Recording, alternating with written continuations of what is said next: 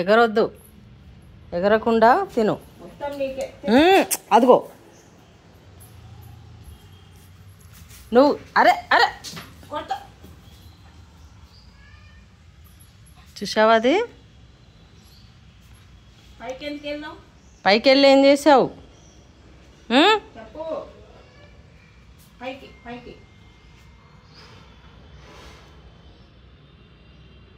Bread వేస్తున్నా, తీస్తున్నా.